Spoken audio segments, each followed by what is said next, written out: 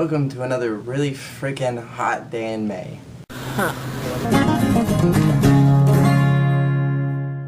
Hello everybody, my name is Jeremy, and today I'm going to be doing a long overdue video, and I'm going to be reviewing C-ute's most recent single.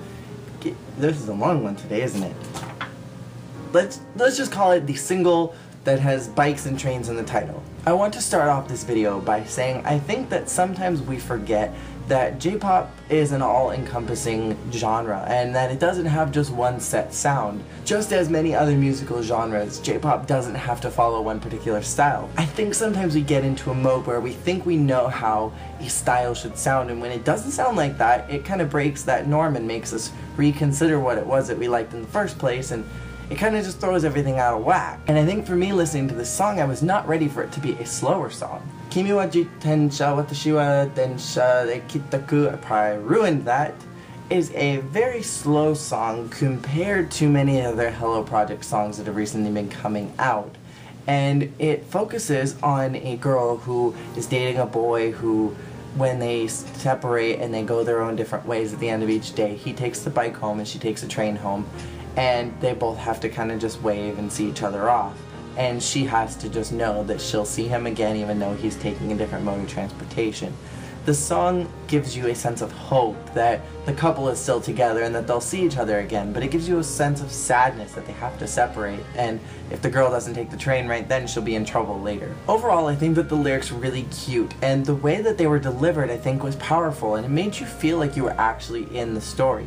Because the way that the girls were saying, they were really driving home that point that there's this really romantic love that's going on, and it has to separate every once in a while so that the two lovers can go home. The video on its own was comprised of two different sets. There is the set where there was the dance shot and the close-up shot, and there was the set where it was the train station. The dance shot and the close-up segment were both in a large white room that appeared to have nothing in it, and the second set piece, which was the train station, was a small set where there was literally the train tracks, the train that drove on it, and a small building where you could wait and kind of sit down, hang out, get some coffee.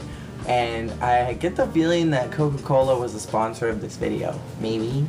So why didn't they get coffee instead of Coke? Because it was a Coke machine right outside. Why would you choose coffee, cold coffee, over Coke? I will admit that throughout the video I was really expecting an Utare Hikaru be my last style video where either the boyfriend or the girl was going to get hit by a car or a train or something, because like the way that they were singing it, just it had this feeling of sadness throughout the whole thing, and maybe that was just misconveyed from what the song was supposed to be about into how they were portraying it.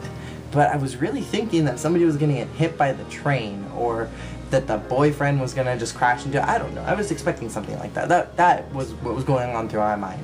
I like that as far as vocally, nobody really stood out over the other, and they all harmonized really well with each other.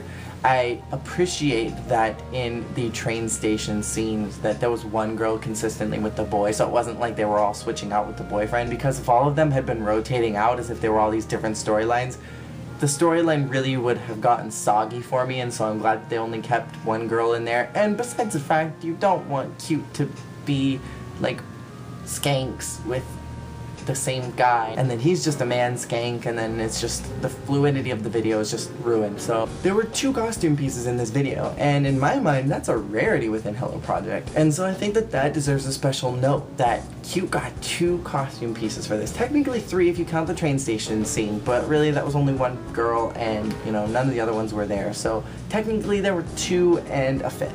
Overall, I really liked this song. I'm digging the slow vibe that I'm getting from C-ute, and it's really a nice pullback from the really bubblegum poppy, techno poppy that I'm used to hearing from Hello Project. It was nice to get a pullback from that and really get into a softer tone. And so I personally will give this a 5 out of 5. So thank you guys so much for watching. I hope you guys enjoyed my review. If you guys haven't checked out the single, the music video link will be at the end of this video. It'll also be below if you want to check that out.